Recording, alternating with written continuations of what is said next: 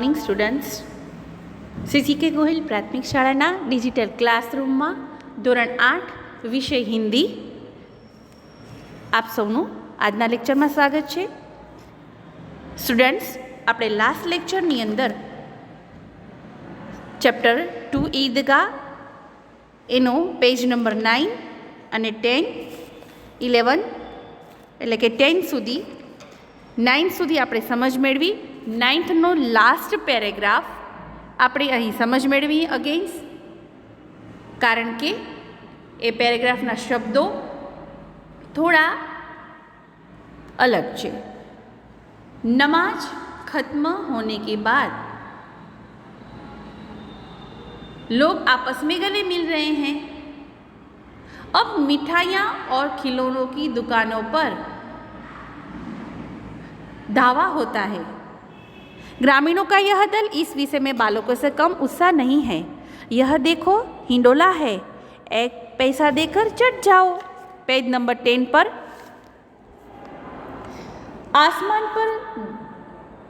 आसमान पर जाते हुए मालूम होता है कि છે 1 રૂપિયો દઈ અને પેલા હિંડોળા ઉપર ચડી જાઓ. એટલે શું થાય? હિંડોળો શું થાય? એટલે કે પેલી રાઇડ્સ ઊંચી નીચે થતી હોય ને. હા, કભી जमीन पर गिरते हुए यह चरखी है. लकड़ी के हाथी, घोड़े और ऊँट छड़ों से लटके हुए हैं. કે છે કે જમીન પર થોડી વારમાં ઉપર જાઓ, થોડી પર જમીનમાં નીચે આવો. અને આ તો ચકડોળ છે, ત્યાં ઉપરથી જો છે લાકડાના હાથી, ઘોડા. એ પેલા ચકડોળમાં ખબર છે ને ગોલ ચકેડી આવે છે, એમાં તમે હાથી ને ઘોડા લાકડાનો હોય ને સળીઓ પકડીને બેસી જાઓ અને એ ગોલ ગોલ ગોલ ફરે, ઊંચી નીચી થાય. 1 पैसा देकर बैठ जाओ और 25 चक्करों का मजा लो. કે છે કે 1 પૈસા દઈને બેસી જાઓ અને 25 ચક્કરની મજા લો. महमूद मोहसिन नूरे और सिमी घोड़े पर बैठते हैं. કે છે महमूद, મોહસિન અને સિમી એ બધા ક્યાં બેસે છે? ઘોડા ઉપર બેસે છે. हामिद दूर खड़ा है, 3 पैसे तो उसके पास है, अपने कोष का 1/3 जरा सा चक्कर खाने के लिए नहीं दे सकता. जो કેવી વિડંબના કરે છે પોતાની વાત. હામિદ કે બધા મિત્ર પાસે પૈસા છે, બધા જ ફ્રેન્ડ્સ છે, એ બધા સરસ મજાના મહેમૂદ ને મોહસિન ને નૂરે ને સિમ્મી એ બધા ઘોડા ઉપર બેસે છે. હામિદ છેટ્ટો ઊભો રહીને જોયા રાખે છે, કારણ કે તેના પાસે તો ખાલી 3 જ પૈસા છે. अपने कोष का 1/3 जरा सा चक्कर खाने के लिए नहीं दे सकता. કે છે કે પોતાના ભાગનો 1 ચક્કર પણ મને એના રૂપિયામાંથી 1 ચક્કર પણ ખાવા મને કોઈ નહીં દે. કેવા છે આ? કે એટલે અંદર મનમાં ને મનમાં એ હામિદ એના મિત્રોને કોસ્યા રાખે છે. इस सब चरखियों से उतरते हैं, खिलौने लगे. इधर दुकानों की कतार लगी हुई है, तरह तरह के खिलौने हैं. सिपाही और गुजरिया, राजा और वकील, भिस्ती और धोबी. वाह, लगता है अब बोलना ही चाहते हैं. કે છે કે કેટલા સરસ સરસ રમકડા છે. દુકાનો ઉપર તો કતાર એટલે લાઈનો લાગી છે. અલગ અલગ પ્રકારના સિપાહી છે, પછી ગુજરિયા એટલે નરસ ઢીંગલીઓ આવે નાની નાની, એવી સરસ મજાની ઢીંગલીઓ છે. ક્યાંક રાજાનો વેશ પહેરેલા પૂતળા છે, ક્યાંક વકીલના પેચ પહેરેલા કપડાં પહેરેલા એવો પૂતળું છે.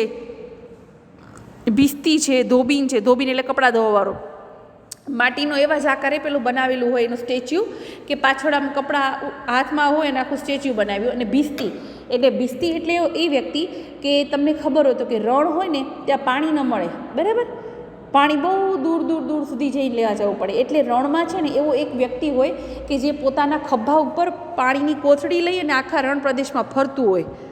કે કોઈ વ્યક્તિ એવું હોય તરસ્યું તો એને પાણી પીવડાવવા જાય. એટલે કે એક વ્યક્તિ એવો છે કે એના ખભા ઉપર કપડાની ઠંડા પાણીની થેલી છે, એમાં પાણી છે, એને ભીસ્તી કહેવાય, બરાબર. महमूद सिपाही लेता है. महमूद શું લે છે? ખરીદે છે, સિપાही લે છે. खाकी वर्दी और लाल पगड़ी वाला कंधे पर बंदूक रखे हुए.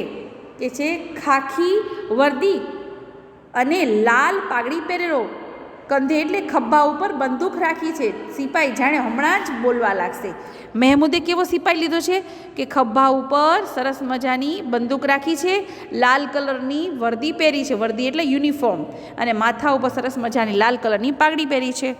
अभी कवायद किए चला आ रहा हो, जाણે હમણાં જ લેફ્ટ રાઈટ કરતો પેલો ચાલી આવે છે। मोहसिन को भिस्ती पसंद आया। मोहसिन ने कયું રમકડું લીધું? भिस्ती લીધું। कमर झुकी हुई ऊपर मश्क रखे हुए, એની કમર વળેલી છે અને મશ્ક એટલે પેલી પાણીની થેલી, મેં તમને કીધું ને भिस्ती છે ને એ પાછળ થેલી રાખે પાણીની, એના ખભા ઉપર પેલી પાણીની થેલી રાખેલી છે। મસ્ક કા મુંહ એક હાથ से પકડ્યું હોય, પાણીની થેલી છે ને આમ પાછળ પકડી હોય ખભા ઉપર, આગળથી મોઢું પકડ્યું છે। કિતના પ્રસન્ન હૈ, કેટલો ખુશ છે। શાયદ કોઈ ગીત ગા રહા હો, લાગે છે કે કોઈ ગીત ગાઈ રહ્યો છે। બસ મસ્ક से पानी उड़ाना ही चाहता है, લાગે છે કે હમણાં હાલતો હાલતો પાણીના થેલીમાંથી છલકાવા જ લાગશે। Third paragraph.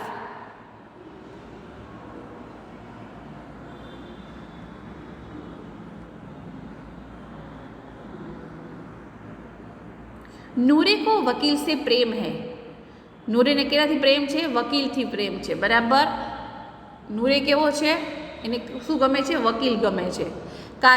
काला चौगा नीचे सफ़ेद अचकन, अचकन के सामने की जेब में सोनेरी घड़ी, यानी कि जेब में घड़ी सुनहरी जंजीर, एक हाथ में कानून का पोथा लिए हुए। मालूम होता है कि नूरेना तो खूब એને ખૂબ વાલો છે વકીલ, એણે તો વકીલ ખરીદ્યો, બરાબર।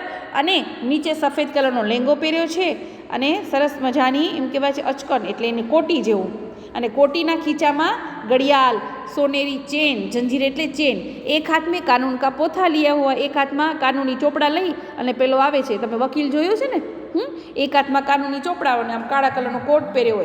मालूम होता है अभी किसी अदालत से जिरह या बहस करके चला आ रहा हो, लागे छे कि हमणां ज कोई अदालत में जई अने कोई केस साथे ए पेलो शुं करे छे? दलील करी अने आवे छे। ये सब 2-2 पैसों की खिलौने हैं। आ बधा 2-2 पैसाना रमकड़ा छे। हामिद के पास कुल 3 पैसे है, हामिद पासे तो 3 पैसा छे। इतनी महंगी खिलौने कैसे ले? आटला मोंघा रमकड़ा हूँ केम लो? खिलौना कहीं हाथ से छूट पड़े तो चूर चूर हो जाए। के छे कि माटीना रमकड़ा आ बधानी जेम हूँ खरीदूँ, मारा पासे तो 3 पैसा ज छे, अने जो माटीनुं रमकड़ुं पड्युं ने तो शुं थशे? ए तूटी जशे अने मारा पैसा पण वेस्ट जशे। जरा पानी पड़े तो सारा धूल जाएगा, कि थोड़ुं पाणी पड़े ने तो बधा ज रमकड़ा केवा थई छे? धोवाई जशे, अने माटी छे एमां पाणी मिक्स थाय એટલે તરત ઓગળી જાય। ऐसे खिलौने किस काम के? उन्हें लेकर वह क्या करेगा? એ કહે છે આવા રમકડા લઈને મારે શું કરવું છે? આવા શું રમકડા કામના છે? खिलौनों के बाद मिठाइयाँ आती हैं। શું આવે છે? હવે રમકડા પછી શું આવે છે? મીઠાઈનો વારો આવે છે। किसी ने रेवड़ी ली है, किसी ने गुलाब जामुन, किसी ने सोन हलवा, मजे से खड़ा रहा है। हामिद बिरादरी से पृथक है।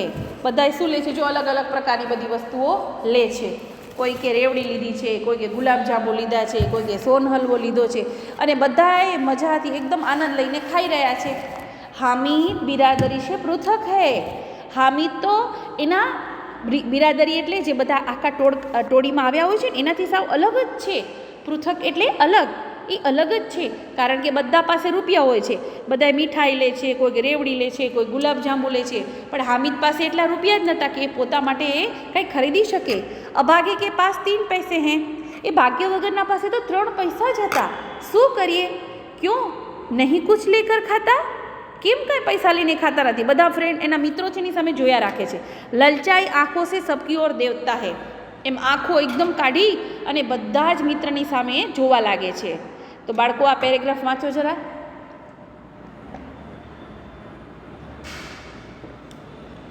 બધા મિત્ર એની સામે જોવા લાગે છે આંખો કાઢીને। मिठाइयों के बाद क्या आता है अब? कुछ दुकानें लोहे की चीज़ों की है। कोई दुकान है ये क्या लोखंडनी वस्तुनी है, कुछ गिलट और कुछ नकली गहनों की।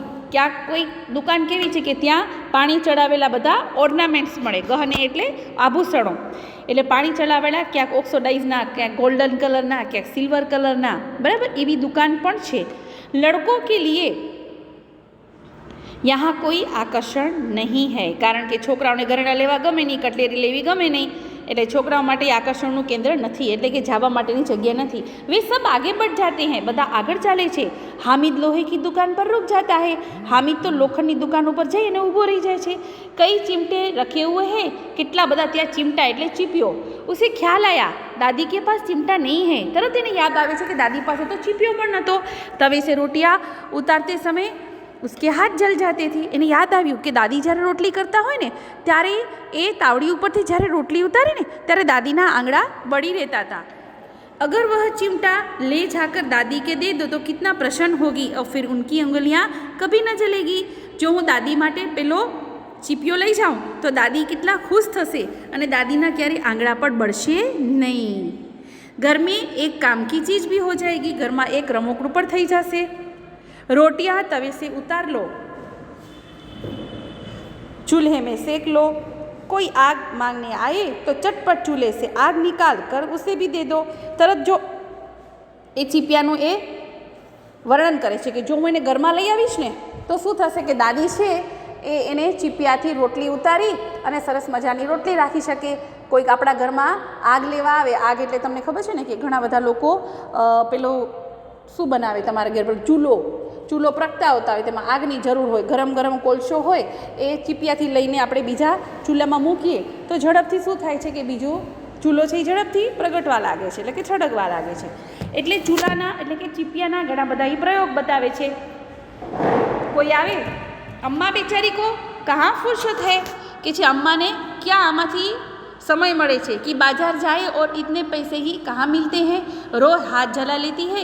કે છે કે અમ્માને દાદીને ક્યાં એવો સમય છે કે એ રોજ જઈ બજારે જાય, ચીપિયો લાવે અને એના પાસે એટલા પૈસા પણ નથી અને રોજ હાથ તો એના બળી જ જતા હોય છે. તરત જ हामिद આ બધું વિચારી અને તરત જ કે છે हामिद के साथी आगे बढ़ गए हैं. हामिदના મિત્રો આગળ જાય છે. सबील पर सब शरबत पी रहे हैं. આપણે ખબર છે કે જ્યારે ઈદ હોય કે કોઈ મોટો તહેવાર હોય ત્યારે સરસ મજાના મુસ્લિમ લોકો અમુક ઠેકાણે ચોકે શું કરે છે, બેન્ચ ઉપર માટલા પાણીના ગોઠવતા હોય અને સરસ મજાના શરબત ને ઠંડા પીણા પીવડાવતા હોય છે. એને સબીલ કહેવાય. શું કહેવાય છે?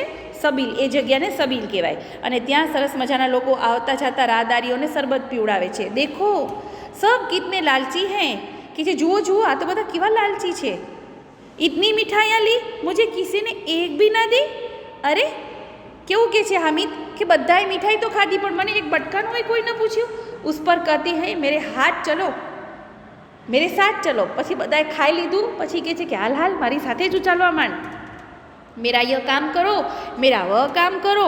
अगर अब किसी ने कोई काम करने को कहा तो पूछूंगा खाई मिठाइयाँ. કે છે કે હવે મને જો કોઈ કામ કહેશે ને, કારણ કે એને નબળો સમજતા હતા બધા, એટલે કે તું આ કામ કરી દે, બીજું કામ કરી દે, એમ બધા પૂછશે ને તો હવે હું એને એમ પૂછીશ કાં મીઠાઈ તો ખાઈ લીધી ને બધાએ, આપકા મુંહ સડેગા, તમારા મોઢામાં વાસ આવશે, ફોડે ફૂસિયા નીકળેગી, મોઢામાં ફોડલીઓ થઈ જશે, આપ હી જબાન ચટોરી હો જાયગી, તમારી જીભ આવી જશે, તબ ઘર સે પૈસા ચુરાएंगे और मार खाएंगे. એટલે કે છે કે ત્યારે પછી બધાએ પૈસા ચોરાવ્યા હતા ને એના માટે એને માર પણ પડશે. અમ્મા ચિમટા દેકર મેરે હાથ સે લેગી ઓર કહેગી.